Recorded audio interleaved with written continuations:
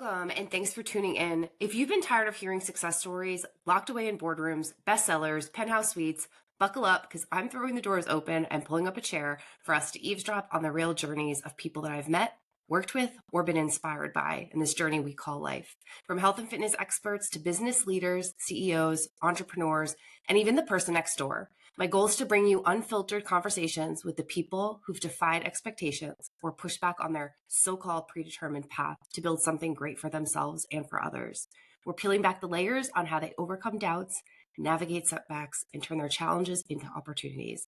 Each episode is a trove of unconventional wisdom, practical tips, raw inspiration. It's your backstage pass to the secrets of success. No VIP access required. Let's dive right in. Hello and welcome to episode 7, and I am here with special guest Karen Thomson. She is the founder of Sugar-Free Revolution, an advocate of healthy eating and a health and wellness advocate committed to helping people heal their relationship with food, alcohol, and addictive substances from the inside out. Karen was someone that I had the pleasure of meeting at the CrossFit Health Summit in January of this year in Texas, and her personality is just incredible. She's an amazing person, and I just love her energy and had to know more about her. She's the driving force behind the Sugar-Free Revolution movement and blog author of this beautiful book too, which I highly recommend, and I'll put the links in below.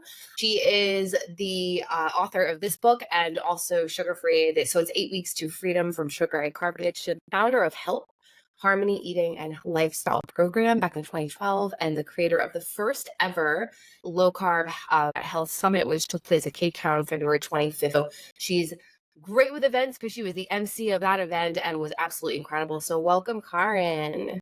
My gosh, thank you for that lovely intro, Radia. I'm so excited to be here. I was so honored when you asked me, so I am thrilled. Absolutely. Thank you so you are super busy. I just wanted a little bit more of your background. I always had the pleasure of kind of looking up a little bit, and you have a fascinating background. So just tell us a little bit more about Karen. Right. So, my background, I grew up in South Africa, in Cape Town, South Africa. I grew up in a really successful and famous family. My grandfather did the world's first heart transplant. My mother was a world champion water skier at the age of 14. Like, overachievers deluxe in my family. But along with that, like overachieving nature, also comes a lot of perfectionism and needing to strive and be seen for your achievements and not necessarily for who you are. And so from an early age, I started internalizing that I needed external affirmation, or I needed like external solutions to this inadequacy or these internal problems that I was facing. And so I got stuck in addiction. And when I went to rehab when I was 24, and when I was in rehab, I realized that my earliest addiction was that to sugar and refined carbs. I would use sugar and refined carbs to change the way that I feel and to make myself feel better about myself. But it wasn't my sugar and carb addiction that brought me to my knees. It was my alcoholism. And this was kind of like a theme throughout my life. And I remember from the very first moment I drank, from the first time I ever drank at the age of 15, once I started, I could not stop. And it wasn't that I had to drink every day, but it was that when I did drink, once I started, I couldn't stop. And I found that, there is a much deep need for soothing and validation that underlies that. And as part of my addictive nature that can kind of manifest in many different ways. But that's really what led me on into this health and wellness journey, where I really started looking at who I am, what my life is about, and how I can be the very, very best version of myself. So that's like in a nutshell. And I'm happy to go into anything you want in depth, but I didn't want to go on for too long. No, that's so interesting though that you said 15 years old. Is that when did you know? When did you know that was the issue, and then you were using that to kind of self-soothe? I don't think I realized at that time that I had an issue with alcohol. I think I just thought that when I did drink, I drank too much. I don't think I ever, until I booked into rehab when I was 24, that there was a problem. Yeah, so it wasn't that it was like immediately apparent. Like I had, because I was in the modeling industry, and also, had various, like I had an eating disorder. So I was anorexic at some point, bulimic, I have a tendency to overeat as well. So always looking for this external solution to this internal problem. And really, like, what it was about was this feeling of who I am is not good enough. Like, nothing that I Yeah. am is good enough. There is something intrinsically wrong with me. I'm fatally flawed. And Oh my so gosh. I need to try and find things to fix me or change the way that I feel, because I cannot accept my situation and myself as I am. Oh, wow. Oh, wow. So would you even say that it's a little bit like I know people now even have that kind of that imposter syndrome even as adults where they feel like they're still don't live up to like the standards or just you think that just all kind of stemmed from the perfectionism that you kind of had in your background, especially modeling. I can only imagine. Yeah, I think that was there way before. I think I'd always had this very, very low self-esteem and very low So, self-worth. And so it sought me to try and find love and meaning and purpose and passion in all the wrong places. Never going within. And so, yeah, it's so interesting, the more that I grow, and I've been sober now for 20 years, the more that I grow and work a program, like, the more layers of the onion I peel. So it's never like there's a real, I'm done, it's good. Like, there's always more depth. And life on life's terms is hard, but I don't use any external substances to soothe or change the way that I feel or give me courage or strength or take away fear or anxiety. Like, I still have those things in my life, but I found other ways to cope with them and deal with them. oh yeah, and then that's why, and that, and the the things that you get to do, like I know you were like Coachella, just the kind of fun things, fun living, and being like a free spirit, right? And I think that's so. A lot of people look at that and go, "How could she do that? How does she go here? How does she go there?" And to do that with no substances and fear, I think a lot of people are just like, "How do you do it?" Right? And you said layers. So where did that start? 'Cause I'm sure like some therapy, taking care of your health. There were so many different aspects to Yeah, uncovering that. for sure. I mean, I booked it. So at the age of 24, one day I'd been on this like heavy bender, and I woke up probably around lunchtime. I can't imagine it was too early. And I remember waking up and walking to the bathroom, and I was super dehydrated. And I was like, I just drank water from the tap. And as I looked up, I saw myself in the mirror, and I looked in my eyes, and there was nothing there. Like, it was just no depth, no passion, no purpose. It was like a ghost lived inside of me. Oh And wow. I got such a shock, and I realized that I had no idea who this person was staring back at me. And it was like almost like my life flashed before my eyes at this point, and I remembered how I was this little girl who grew up like on her grand's farm, like picking up sticks and like talking to animals and building houses for fairies. And I remember having all these dreams of becoming a doctor and a surgeon and changing people's lives and, Uh-huh. doing real good. And here I was at the age of 24, and I had nothing to show for myself. I just had like a whole lot of like broken promises and, dreams that I'd never achieved. And I felt like, wow, I'm 24, like I'm too old to achieve any of this stuff. So Oh what is the wow. point? Like, do I even want to continue living? And that day I really thought about taking my own life. I was like, I Wow. have nothing and I have no one, and I don't know if I can survive, and I don't know if I have the will in me to face these things, to do it. But then there was this other voice in me who was just like, fuck it. Like, you have Hmm. so much you need to achieve, you have so much you need to give. And in that moment, I made a promise to myself that I would live a life of passion and purpose every single day of my life if I managed to stay clean. And so I asked Um, for help. I asked for help that day, and my parents booked me into rehab, and that's where it started. That's where this journey of discovering who I am really started. And I mean, I was lost, I was shattered, I was broken. I luckily had the most phenomenal counselor in the world. His name was Nacho. I was his first client, and he was definitely, thank God I was his first client, because he wasn't jaded, and he said to me, I'm going to believe in you until you can believe in yourself.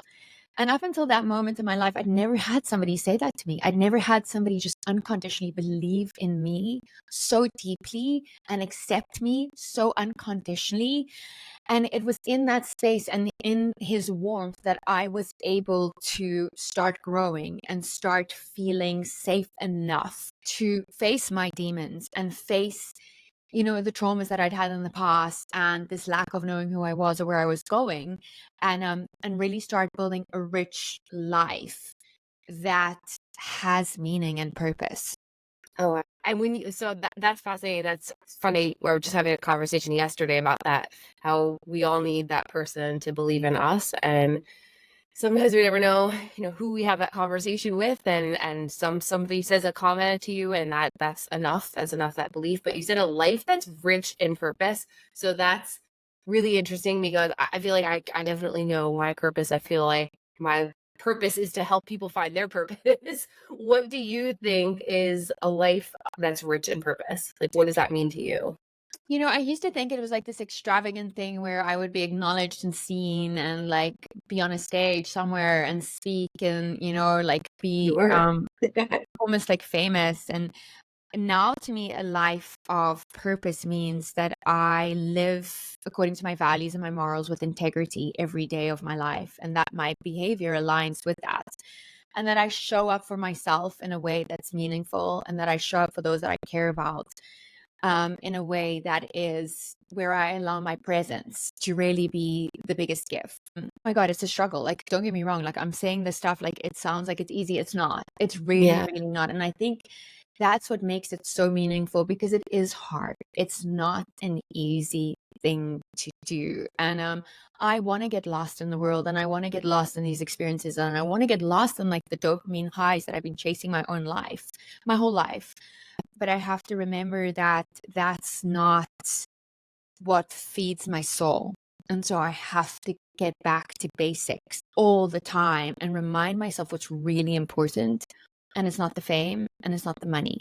And it's Yeah. not, those things are great and they're fun and they're wonderful. But when do I lie in bed at night and feel comforted by my own presence?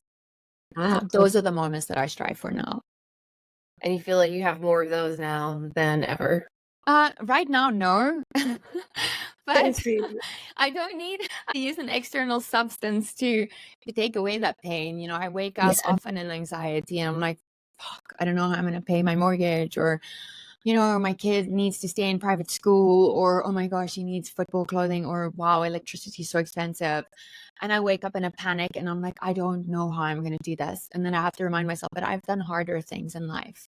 And I've gotten through it. And it's not because of me, but because of the grace of something so much greater than me that gets me through. And if I just get out of my own way and do the next right thing, the answers will come, and things will fall into place.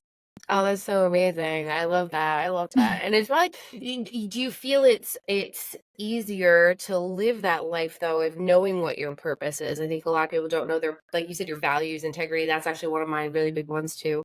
What that does for you to kind of keep you on the straight and narrow and doing the right thing all the time, and by following your values, does that help? That helps you? I'm assuming that makes things easier, just knowing Oh, what those are. absolutely. I think one of my biggest gifts, which to me feels like a curse at the time, is anxiety. So my anxiety will show up when I am not aligned with my values, where my behavior Ah. is off center, and it's almost like my internal like warning light saying, "Hey, you need to look at yourself. Like something's going on that's not quite right. It's not on track." And sometimes, actually, honestly, it's like as much as just going and having labs done and checking that my hormone levels are good. And sometimes it's like your behavior is not cool. Like stuff that you're doing right now is not in alignment with who you really are and how you want to show up. Um, and it's always me falling into a trap of trying to think that life is easy and life Hmm. should be comfortable, and it's not. Yes. Life is hard, and life on life's terms is really fucking hard. And so, I have to remind myself of that constantly, and that I don't have control over anything but my own thoughts, my own feelings, and my own behaviors. That's it. That's such a great lesson, you're right. It's the choices we make in reacting to things, right? Versus Exactly. that person did this to me. It's like they didn't do anything to you, and they did something and you reacted and you chose. Exactly, exactly. So I think, with your question about passion, I honestly, and passion and purpose, like I still don't necessarily know. And I'm in a spot right now where I'm like, I don't really know what I'm meant to be doing, but I'm going to say yes to opportunities that feel right, and hope that in taking the next step and just showing, I will figure out what the next right thing is for me. I love it. And just if you don't mind, Karen, just a little bit about like your background, because one thing I heard you say in the recap video, which I thought was really interesting, was that you spoke. I believe it was in was it 2016 that you spoke at a CrossFit event, and it kind of came full circle when you were Yeah. like MC, because I felt like that when I saw like that was the first. I mean, I met you really quickly, and then when I saw you on stage, I was like, this woman is just like what she's meant to be doing. Like you were just so authentic and so real. And like how did even CrossFit begin to come into play in your health, like your health journey? I'm sure health Yeah. was part of the rehabilitation process too, but Oh, big time. Yeah. So my ex-husband and I had South Africa's largest addiction and psychiatric continuum of care. So we had built from nothing detox facilities, primary care, secondary care, tertiary care, and living facilities. And I was like to the point where we had no money and we would like literally live like hand to mouth. And I would cook the food for the clients at the rehab and I would make the beds and clean the toilets. And, like we just did whatever was needed to make sure that people could get the treatment that they deserved. We built a very successful business that helped a lot of people. And it was during this time that we were doing the work day that I recognized that addicts would come in and they would be like thin and they would be malnourished and they would, because of the drugs and the alcohol, and then a year later they would come back for their like their year clean time and they would have put on like 100 pounds. They would have ballooned. And I realized that the addiction was switching from one substance to another, and that it wasn't that they were overeating broccoli or kale or red meat or roast chicken. Like they were overeating refined sugar and carbohydrates because it was another way for them to soothe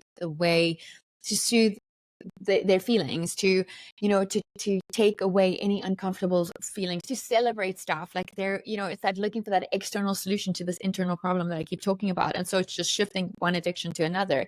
And it was during this time as well that like a very famous sports scientist in South Africa, Professor Tim Noakes, started talking about the low carb, high fat diet. And he started becoming a proponent for it. And he was attacked a lot by the medical community there. And so him and I started one of the world's first sugar and carb addiction inpatient programs called Healthy Eating and Lifestyle Program. And that became outpatient online and then later turned into the book. Anyway, it was during this time that I started doing CrossFit at my son's school just because it was convenient. I didn't know that CrossFit had a founder or anything like that. I just thought that CrossFit was just like another sporting. It was just another sport. I mean, we didn't have like ESPN in South Africa. We didn't have anything. So I didn't know about the CrossFit Games, like nothing. I just knew that it was an effective way to work out and that I was surrounded by people that I really loved, and I needed that sense of community and belonging, which is to me is way more important than anything else. And that I was seeing myself getting healthy in body, mind, and spirit, which is important to me. So after I wrote the book, I was asked to do some talks, at various conferences. And one of those conferences was a conference in San Diego. And it was when I was talking at this conference in San Diego on sugar and carbs that a guy came up to me afterwards and he was like, "Hey, I really loved your talk." And I was like, "Thank you. That's so sweet. Like, what's your name?" And he was like, "My name's Greg." And I was like, "Cool. What do you do?" And he said, "Well, I started CrossFit. I'm the founder of CrossFit." And I was like, "Yeah, whatever." Because my grandfather did the first heart transplant, and I can't tell you how many people would come up to us and be like, "Oh my God, I was part of the first heart transplant." And I'd be like, "Mm-hmm. Yep." And I'm like so jaded when people tell me stuff, and I have absolutely like no tolerance for famous people or like celebrity. Like I could not care less. Like people are like, "Oh my God, did you see that guy's here?" I'm like, "What? Here? What?" boom. Anyway, That's so great. Love it. yeah, I have no like time for that. So then Greg and I became friends. We were already going to move to the United States, to Palm Springs, to set up like the Sugar Addiction Obesity Center. South Africa is dangerous, and we wanted to get the kids out of the country. And so when we landed here in Palm Springs, Greg called me up and he's like, "Hey, I want to set up a new division of CrossFit called CrossFit Health. Will you come on board and help me?" And I was like, "Absolutely, I would love to." And so we didn't set up the inpatient program that we were wanting to, but instead I started working for CrossFit full time. And I did that until last year, May, when the company restructured and they decided that CrossFit Health as it was no longer a thing that was important to them.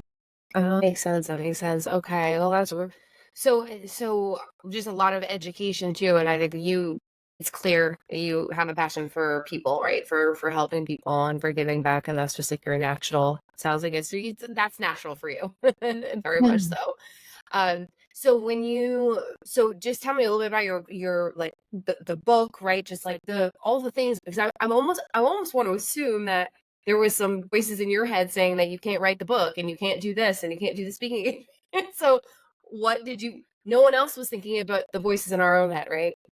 Oh my God, like the voice in my head is constant still, like every moment of the day.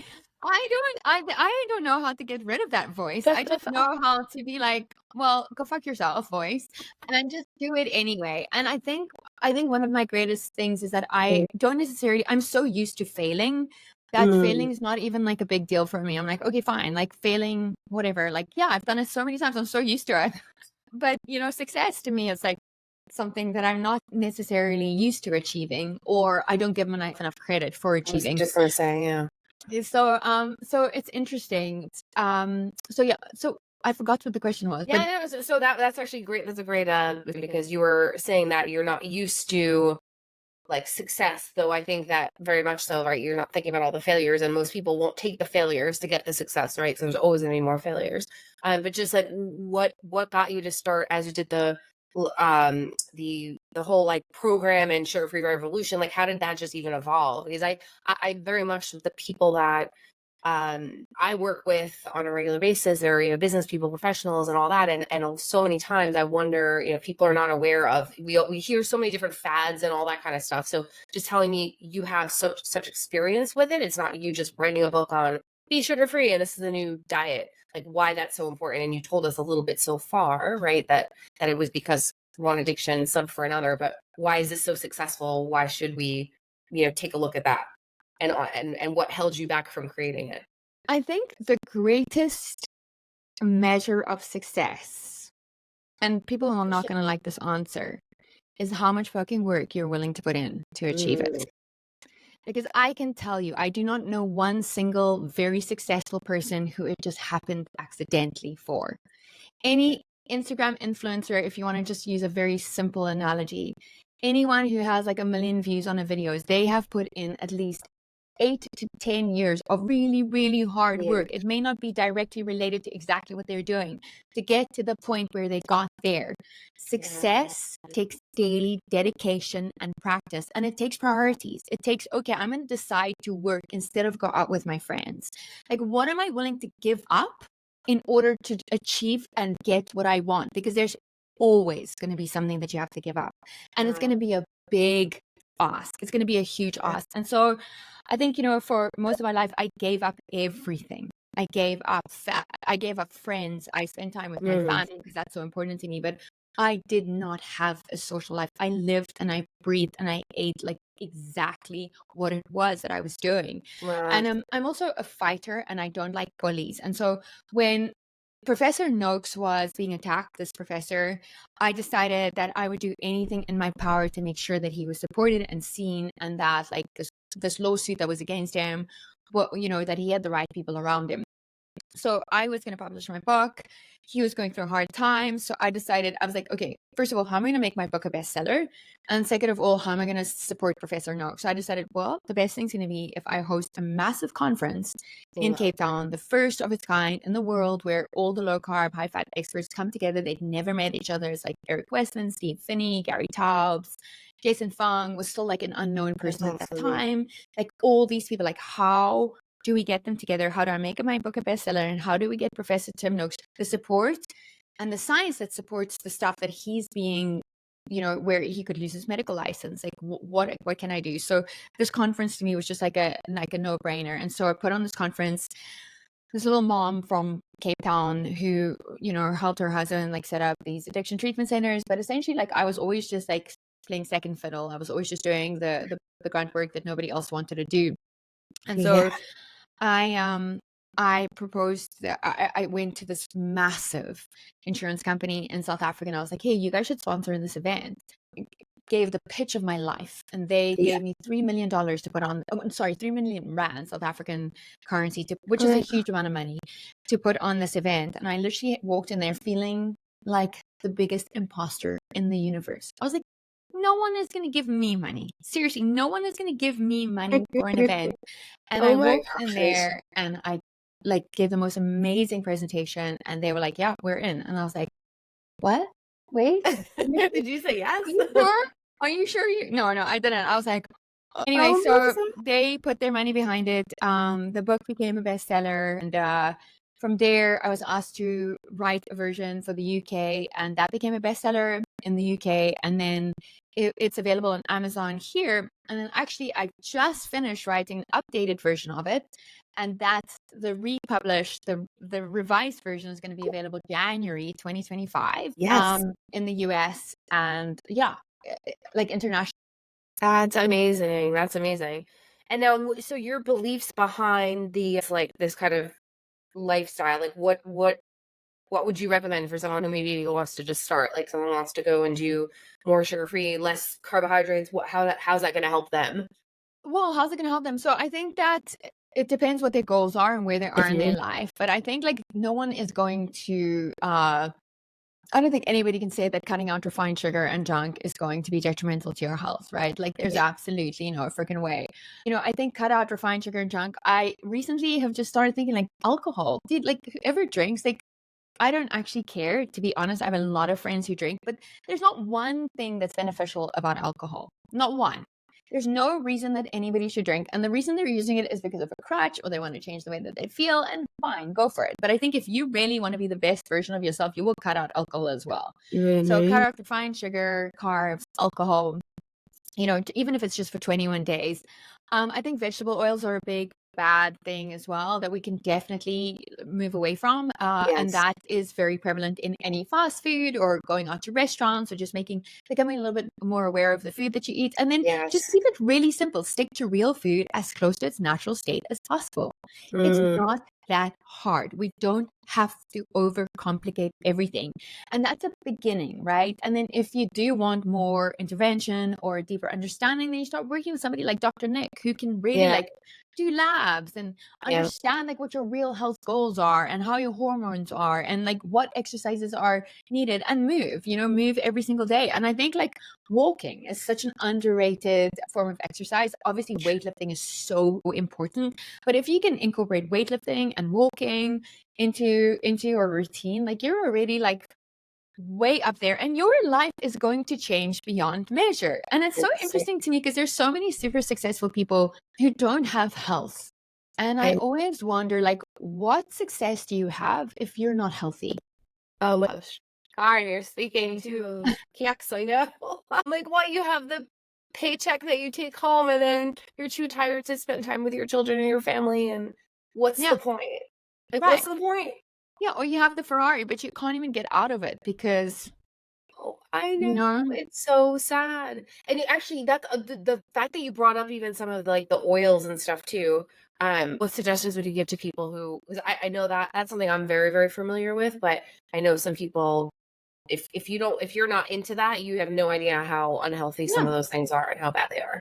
I think just stay away from like any processed vegetable oils, like sunflower oil, safflower oil, grapeseed oil, like any of those oils that have had to go through like a very large processing where the chemical structure changes, because that's really where it becomes rancid and it's it's so inflammatory to the body. And it just like, I mean, there are people that argue that they don't know if it's sugar or refined or these vegetable oils that are really causing all the diseases. I think it's a combination of everything. I'm no expert on vegetable oils, but there are many phenomenal studies out there and videos. Nina Teicholz is great. And I think, just stick to like saturated fats. So butter, ghee, especially if you're cooking and you want something that's stable at a higher heat. And then on my salads, I have olive oil, MCT oil, not on a salad, but like, those fats that are more stable for sure. Those things I think are so I mean, they're like you said, so simple, sometimes challenging when traveling, but finding ways to make it a little bit easier. I know for me when I'm traveling, if I go to a hotel, I'll get an Instacart order of foods that I know what's in them, and Yeah, at least I can start there. So, totally. um, Totally. I mean, to keep it simple, I sometimes like if I travel, I'll just eat meat or only eat yeah, protein or, like you can get eggs pretty much anywhere. I don't That's true. necessarily do jerky because I grew up on something called biltong, and so jerky will never have a place in my heart because biltong is a South African dried meat that's just so phenomenal. What is it? And they don't, it's a South African dried meat, and they don't use any sugar. They just use like Please tell spices, and me. it just tastes amazing. Like it's so good. And so I came here and I saw like this meat that looked like biltong, and I opened it. And I was like, this is like a candied meat. Like, what is wrong? I don't understand why anybody would ever want to add sugar to meat. Like, it confuses me greatly. Like, what is going on? Like, I am so confused right now. Anyway, That's so oh my God. Can you get some from home or like and no, nobody you I like know? people are making it. Like, you can actually get it on Amazon. And my friend Brian Saunders from he's got a podcast called Peak Human and like a center called Sapien Center in Austin. He has a company called Eat Nose to Tail, and they make it. Like they make biltong and traverse. Oh, I've Yeah, heard of and that so you company for can sure. order it, and it's phenomenal. Like it's like the best thing in the whole world. It's so good. And then my ex-husband will make it. He's not great, but it's still better than jerky. And Yeah, yeah. yeah. So it's yeah, so we have access.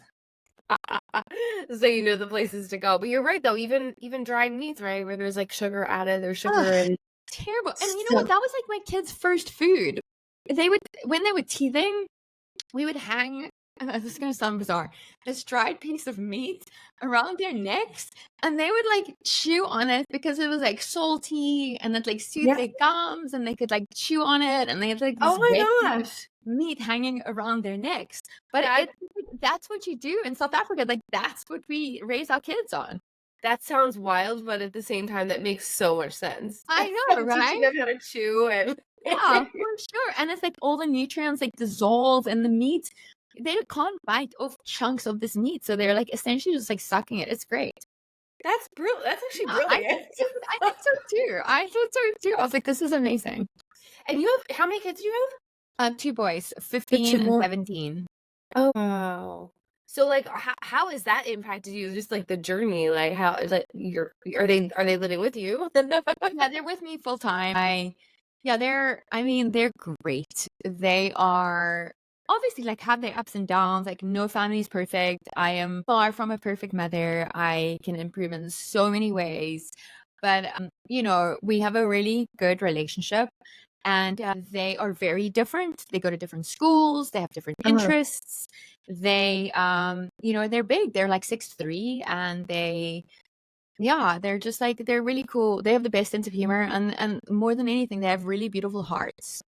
Oh, okay, and coming from you, that doesn't doubt not a doubt in my mind Oh, that you taught them all the right values to thank you, care my about people. friend. Thanks. Yeah, well, I think that's such a gift, right? Because like that's how I watched your interactions. I watched your interactions on social media, and that's a gift of yours for sure. And I'm sure I'm like the thousandth person to tell you that.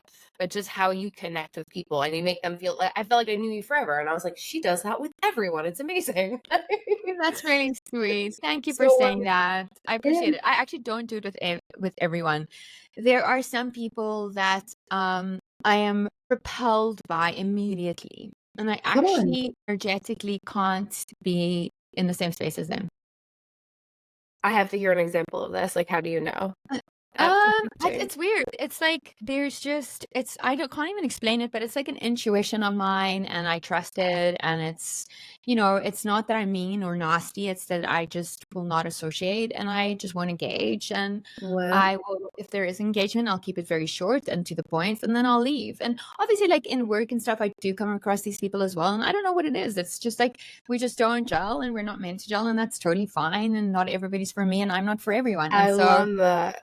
yeah, it's just weird. It's I don't know. I mean, Nadia, this is I don't know. This is like one of those things or some, and I'm never wrong. I'm not saying this in an egotistical way, but it's You're like safe. sometimes I'm like, let me just try give this person the benefit of the doubt, and it just never ends up like being a good thing. So, and it's not even that they're bad people. It's just that them and I don't have or shouldn't like communicate or do stuff together That's so or interesting. yeah, it's so interesting, and it's just this feeling that I have, and I'm like, no, I can't. I physically cannot. It's like I have an allergic reaction to them. Oh my gosh, I love that. It's like the hairs go on the back of your neck and you just know and you don't ignore it. Dude, it's exactly that, I swear. It's like my kids will say to me, they'll actually be like, "Okay, you're angry, right?" I'm like, "How can you tell?" And they're like, "Your hair is standing up." And I mean, it's true because I'm like, you know what I mean? I feel the full spectrum of emotions for sure. And I'm Oh my really a gosh. big believer in expressing emotions as well and Yeah. not pretending to be fine or not pretending to like, it's not that I scream like a banshee. I mean, sometimes I do, but generally, like, I don't scream at them. But Yeah. it's like, yeah, it's crazy, but I know, and I've only recently started admitting this to people as well, where I'm like, yeah, I cannot. I can't. Like, I'm not even gonna pretend anymore. Like, I feel like I'm just what's the point?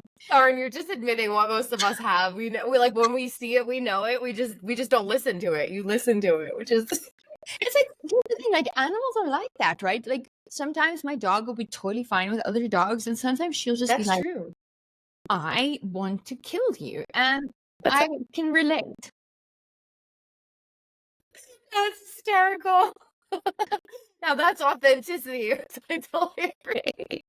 And then, like, the people that I do love, like you, and Nick and other people, like, I love you guys. Like, I will do anything for you. And and it's like, it's not even that you had to do something for me first, or like, I don't operate like that. But Yeah. when I feel like somebody's in my tribe, like, you're in my tribe, like, that's it. Like, I got you. And That's it's definitely based on an energy thing. an energy thing, yeah, as you can tell. And probably you have some of that and like not empathy of being an empath. Like you might have Oh, some I'm an empath. traits of yeah, 100%. Yeah. Yeah, so I have to stay away. I think that's one of the big things. I That's think what it is. you hit the nail on the head. It's like, I'm an empath, and this person is just gonna try and, like, Yes. rape me, not Yes. sexually, but you know what I mean? Like, I have to protect myself from this, whatever Yes. this is, whether they're conscious of it or not, but my energy cannot mix with this. Yes, because you can feel it from probably off really far away. You Yeah, probably just I can spot it across the room. Uh, well, I guess if you're listening to your intuition and your gut, then that's a really beautiful gift to have. To It's know. scary as well. Like I'm not going to talk to the person across the room. Like, Oh why my are you goodness. moving around the room so much? I can imagine at events that has to be really tough too, because I get No, the no, energy. it's No? not at all. No, I like, I'll have my safe people at events. This is like my life. Like, I will have my safe people, and you'll see, I will not spend more than like 2 minutes talking to people ever, especially at events. And I will have like a couple of people that I feel really safe with, that I will be next to. And so, for instance, at the CrossFit Health Summit, it was Nick safe, you're safe, Kenny Santucci safe, Yeah. my friend Lauren safe, Yeah. um, Matt Souza's safe. Those guys, those people, those Oh, are my people. And I recharge when I'm with them, and they make me feel protected. And like, those are the people that I will interact with. And that's it. that's so And if you don't fall into that category, I'll move along. yeah. You made me think of I was talking to someone the other day about like the people that you surround yourself with. So you're probably quite particular about the people that you're friends with that like live near you that you spend time with. Yeah, totally. I'm like, they're like, "Oh, we're gonna go for dinner." I'll be like, "Who's going?" Yes. And they'll be So like, me. this, and I'm like, "No, I'm not coming. I love you guys, but I'm not gonna go." And they'll be like, "Oh my God, don't be like that." I'm like, "I don't care. She's like, I know, like, I'm not coming." Like, "But you're so much fun." I'm like, "Mm-hmm, but I'm not coming." you're like my radar told me. I'm like, That's I'm so not gonna do great. that. Yeah. No, it's the worst. And it's so weird because, like, in those situations, I cannot even be myself, right? People are like, "What is wrong with you?" I'm like, I'm like, I have this like allergic reaction, this aversion to something. Aversion, that's the word. That's Yeah, the it's word. crazy. It's I crazy. can't around him. That's hysterical. That's hysterical. So do you have like there's some like your tribe like lives close to you? Do you have like a group of friends that are close by or Yeah. most people are No, I've got a tribe of people that live close by, and then um I have, I've got phenomenal girlfriends. I think this year and like last year has really been about like really connecting with women in a very meaningful way. I think because, I mean, I mentioned to you that like when I was working on everything, like I really didn't put any energy or effort into friendship. My kids were Yeah. little, so it was like, it's me and them against the world. And Yeah. I want to be successful and I need to like focus everything. So I really didn't have many friends. And also my ex-husband, as wonderful as he was literally the most antisocial human being in the whole world. Oh, wow. Yeah. And so, we didn't really like interact with too many people. So the last 2 years has really been about building relationships with women. And that has been so healing for me. And I've realized that even though I love men, I have none of that feminism stuff in me Yeah. at Yeah. all. Like I will not, I'm just not Same. like that. Um, but I'm definitely like a girl's girl, even though I'm mostly always surrounded by men. Like I am definitely a girl's girl, and I love strong women who are just supportive of other women. Like I don't like cattiness, I don't like Yeah. competition, I don't like any of that stuff. But I love women. That's so awesome. That's so awesome. And those, because I'm thinking like your background. How old were you when you moved to the States? So 2016, I was 26. Oh, wow. Okay, yeah. So like that I can imagine adds like a whole other layer to the reason But why you are finding people and then right. having. I mean, and I left everything that I knew behind, like my family.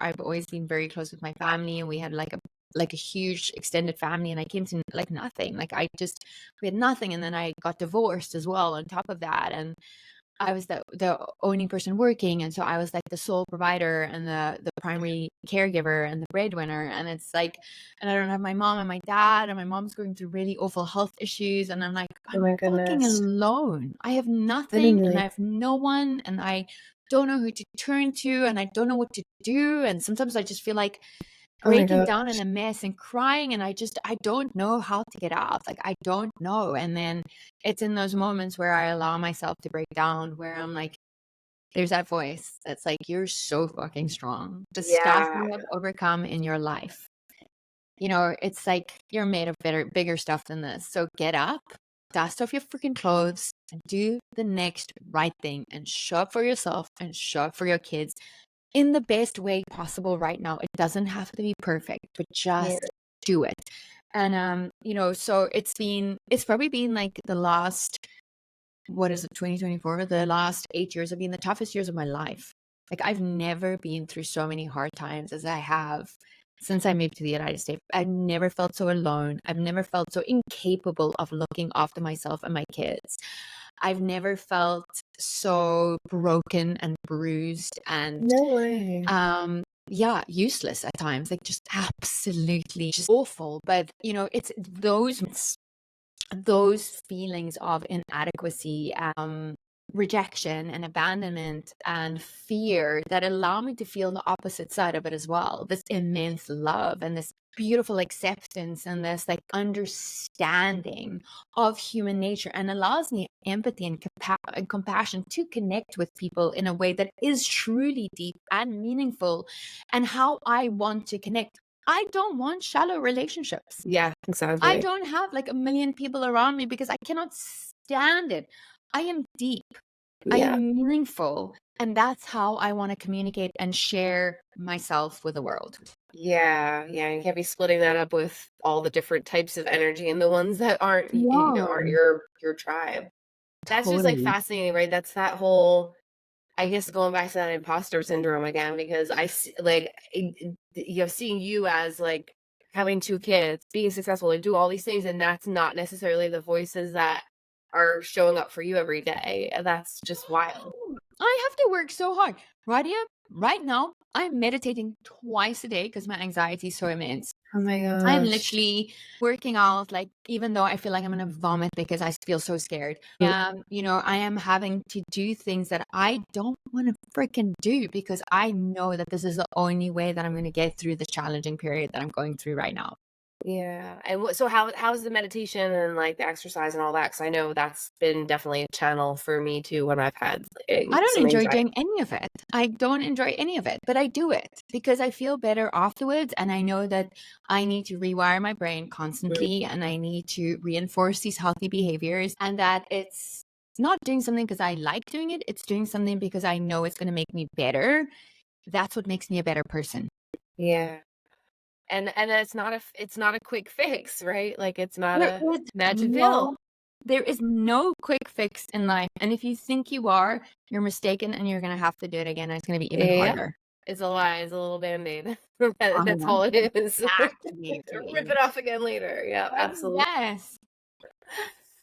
So what advice would you give to other, I know even my own friends, I know there's women that are, going through a lot of challenges, whether it's divorce, whether it's, their kids' relationship is not perfect, is not great, or they're not even having their own self-talk is not positive. What are some things you'd recommend that they do? I think community and support, like that's the biggest thing. Like just knowing that you're not alone. Like there is always somebody out there who is going through the same thing, Yeah. possibly even worse, and just like find your community of people who love you and support you. And the way you do that is by loving and supporting people first. I love that. So don't try and go out there looking for something. Yeah. Go out there and see what you can give. Yes. What is it that I can give? And the return is always way better than you could ever have expected. That is so true. So, go with that mindset of what is it that I can give? Not what is it that I can get. And I feel that if more people acted like that, our world would be a Oh little my bit of a better place. We're not just out there self-seeking, but we're out there trying to see how we can be of service. So yes. see how you can be of service, because it's when we forget about the self-centered fear that we have, that I'm not going to get what I want or I'm going to lose what I have, that self-centered fear, Yeah. that we start acting in ways that's self-seeking and about self-validation and not in alignment with our values or our need to be part of a tribe and part of a greater good and work towards something better. So I think Uh, that's a big thing. I think, the biggest relationship you're ever going to have is with yourself. So put that one first and work on it, yourself and God or the universe or your higher power. Like that is the biggest and most important relationship you're going to have. So ask yourself, how is my relationship with myself? Do I like the person I am today? I think Can I that's a look at myself in the mirror and be like, you know what, you're fucking amazing. The way yeah. you show up for yourself and others is absolutely beautiful. What do you need today? And then do that. I love that. I love that because that's just true, right? Because that's so many times we don't show ourselves in the moment, and whether it's, women who have, children and they put so much in pour so much into their kids, right? They may not even like, the person that they are at the time, and then that comes back and that affects your relationship with their kids, with everybody else after, even relationships at work. So Totally. But here's what I have to say about kids as well, is like, don't live your life for your kids. How awful to put that amount of pressure on them, that they are your reason for being alive. How dare you? You know what I mean? Like, that is such a massive burden to put on anyone, whether it's your children, whether it's in a romantic relationship, whether it's anything. You are no one's reason for being alive. Get nice. away from that thinking. Make a life that is so interesting and so exciting that you do not need anyone. I love it. You know what I mean? To give you that sense of belonging, that sense of purpose. And that's like very pertinent for me in romantic relationships, and something that I've struggled with my entire life, but where I finally come to this place where um I don't need somebody else to make me feel whole. Would it be nice to be in a romantic relationship and partnership with somebody? Absolutely. But Yep. am I thinking that I need this to be whole? Hell no. You Oh my know, god. because like Karen, you're speaking to me. I'm not going to be someone who is going to see how I can fit into somebody else's life. Yes. And I'm also not going to expect somebody to see how they can perfectly fit into mine. Yes. Relationships and this age of online dating is awful. It's like You're next, next, telling next, me. next, next, like It's next, like awful. next. Okay, I don't like the way you say the word next, and it's Yeah. like you take this human connection away, and this empathy and compassion, and this like doing hard things once again, because relationships are hard, but we've been sold this lie that they should be easy and romantic and Yes. wonderful and perfect, and it's bullshit. Mhm. Because a relationship is going to make us face the things in ourselves that we most do not want to face. And it's so easy to run away because we look at everybody else's life on social media and it looks so perfect and so amazing and so That's so wonderful. true. And so that's what we think we want to strive for. And it's challenging and it's sad. And I don't know if I will be in a relationship ever again in my entire life. But you know what? I've come to terms with the fact that I may be eaten alive by my cats Oh because I'm my living God, like a Karen. recluse in the mountains all by myself. Well, I certainly hope that doesn't happen. You know, and I'm like 93 and I'm like, Like Karen's in there with 20 cats. I rescued like every cat in the village that I live in, and I never found the man of my dreams because nothing like that exists, you know? The most You know, beautiful cat lady that ever lived. I would be the Oh like my God, I'm fine. eccentric cat lady. She's like that lady that lives up there. So she's kind of weird, but God, so funny. That's amazing. That's amazing. There's just so many words that you say that are so like so important. You're right. Like I tell people this all the time. They're like, "Aren't you lonely?" I'm like, "No," because mind you, like we want sure a relationship would be wonderful, but you have to be able to go out to dinner and like yourself and like to spend time with yourself, right? And if yeah, you're not okay doing that, finding someone else, it's just you're gonna take their wounds and your own wounds, and it's gonna become a big mess. You have yeah. to be really okay. And you know what? That's Become somebody you would like to date instead of looking at like everybody else like, oh, are they good enough? No, am I fucking good enough? Like, yeah, am I a good person? Like, do I live according to my morals and values? How do I yes, show up? Am I able to communicate? And if not, go figure out how to do that. Like, yeah, take the clock, do something. You know what I mean? Like, information is freely available anywhere we look. So there's really yes. no excuse. That is so, oh my God. So, yes, the words of wisdom, right? Yeah, figure out what those gaps are and figure out them on your own for sure. Yeah. Oh, that's hysterical. I also want to I want to be mindful of your time. I could talk to you all day. I'm like, we could do a Yeah. part 2, part 3, part 4. Yeah, this is super fun. Oh my gosh, I love it, dude. You're so like just like natural, it's like organic, whatever. Um just like you have so many great messages because honestly you're the first name. I'm not like, sound like a feminist, like women, whatever, but I started doing the podcast. I'm like, oh my God, I realized you were the first woman on it so far. And I'm like, Yay! thank you for doing Thank that, number you. one. But I think that's like there are a lot of the reality is that right there's a lot of like there's a lot of like in even fitness and health there's a lot of males, right? And so then I'm like sitting here I'm going, okay, well how do I get like more of people in my tribe that are even females, because I'm similar to you in this like Yes. age range. I try to find my more of my women, my women tribe, which is For really sure. it's Yeah. really, really awesome. But one of the things I think probably helped you so much, I would guess, is because you're just so real and authentic with people, which is why people gravitate towards you. It's a lot harder to find like a tribe if you're not real and saying, I'm trying to find it. Totally. And I'm fun. Like I'm Yeah. actually a lot of fun. And I think that's I've definitely lost the like most on this one. that's like it's a super attractive quality. I have to tell you. Right? And I'm not necessarily one to sing my own praises at all, but I'm gonna in this Go instance. for it. Are you kidding me? You know what I mean? Like you're the same. Like we're fun. Like Yeah. no one wants to hang out with somebody who's boring and drab and and here's the thing, like I was so shy. I had to work at being fun and outgoing and Yes. interesting and go read books. Once again, become the person you want to be friends with. Like do that. And stay quirky, stay weird, stay Stay like with a her. little bit bizarre, like just be unique. I live in California and sometimes it drives me crazy. There's like this cookie cutter vibe here and everyone's the same and they do the same stuff. And I'm like, God, I just want to vomit. And like sometimes when I meet these people, they're genuinely lovely people. Like I get that, but I'm not that. And I Yeah. never want to be that. And I really like it about myself that I am unique. Like that's one of the Yeah. things that I love most is that I have my little quirks and I have my little idiosyncrasies, and I hate the way that people chew, and my friends know that, and like you know what I mean? Like I like have a bit of a sensory thing. So my one friend knows that she must stop talking at some point in time because I start feeling a little bit overwhelmed, and and Oh my God.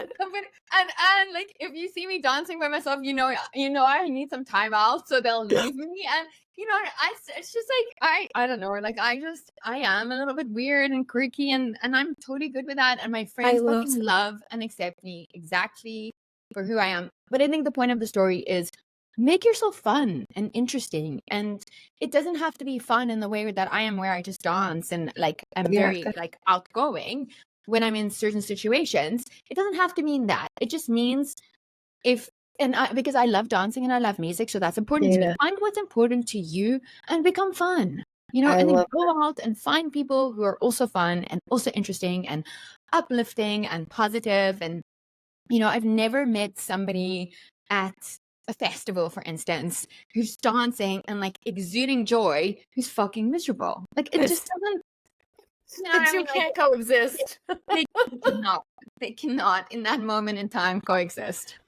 That is so true, right? But I think there are people there that are afraid to do that, afraid to be themselves, and so they're seeking out friendships of people that feel comfortable doing that. And that, Yeah. that might be they see you going like, I could never do that, I could never do that, which is amazing that you just embrace it and say, who cares? Like I'm my best version of myself. Like you're like a magnet Right. for that. But it took time. It took practice. Like it took acting as if. Acting as if it was comfortable, acting as if it was normal, acting as if for me to get to this point. And sometimes I act as if and I'm like, oh God, no, this behavior is really not for me. I'm not saying that like everything's gonna work, but I'm saying experiment and try and Yeah. fail. Yeah. Fail, fail, fail. I mean, so like my friend was saying to me, it's not failing, it's falling, it's just falling forward, or whatever, however you want to phrase it. I I mean, like I'm a huge fan of failure. I encourage my kids to fail often, and I congratulate them on failing as well, because I think that's where your strength of your character is built. that is so true. Someone just, whether it was a book I read or someone mentioned that they asked their child, maybe it was a book that I was listening to, asking their children, what did they fail at today? And like they Yeah. would ask that question, like Yeah. expectation. If they said, oh, I had a success, what did you fail at? So Yeah. I love that. There's a famous man in a book who definitely said that for Is it sure. Lewis Howes? Maybe it's the book I'm reading. Maybe. No, because Lewis is not a dad. But No. he could have quoted this other person for sure, but I don't think it's like originally Lewis House. Yeah, that's so awesome. That's so awesome. But I love that. Like you're making efforts to be that person. Yeah. I was thinking of like last year, do I want to take the jump and the leap to do there was a woman she did a TED talk about doing all the things that she's facing a fear every single day that she was terrified of, like going skydiving. And I was like, I want to do that. I kind of just want to like vlog that. That would be so fun because I'm scared of a lot of things. Right, exactly. Spiders, And things, jumping out of buildings. for sure. I'm not going to do that. I have no desire. I think just facing my personal fears daily is like enough fear facing that I do. But I hear what you're saying for Yeah. sure. Yeah. That's great. That's great. Just so final thought, like what advice would you give to the person, male, female, younger, older, what advice would you give to them on taking like control of their health, if they have any fears, if they're just like, I could never be someone like her and I couldn't be outgoing, I can't take control of my health, it's too hard. What advice would you give that person? I think control what you can control and let Mm, go of the rest. Like you only have control of your own behavior and your own thoughts, and those create your feelings and like essentially your existence, right? Your reality. And so focus on what it is that you can control and put in the effort every single day to make that happen. I love that. I love that. It's more and more about I'm taking an outside training and it's all about taking massive action. So taking Yeah, action towards something every single day. Can't. every single day. So Consistency organic. wins. Yeah. I love it. Any final messages as we wrap up? No, gosh, I think I've spoken so much, Radia. Oh my I'm God, you like, have so much awesome information and just fun. love this. This has been such a cool conversation, and we're definitely kindred spirits. And Oh my I God. will absolutely spend more than 5 minutes in your presence. So just know that I love you. Oh, back at you, Karen. I'm gonna have to come out to visit you. Yes. Oh my god, I would love that. We can go dance. Yes, absolutely. Yeah, thank you so much for your time. I'm gonna end up setting the listeners. So listeners, thank you, and thank you for being accepting of listening to our quirkiness and laughing and having a good time. But because we're your work, they're still listening. Yeah. So thanks again, Karen. It was an absolute honor to have met you, to have you here, to have you as a friend, just having your energy and not a doubt you're going to leave some real amazing inspiration for the people that are listening. I have a lot of people that I know will be excited for. Thank you for the opportunity, Radia. And I absolutely adore you and respect you. And it was such an honor. So thank you for this opportunity.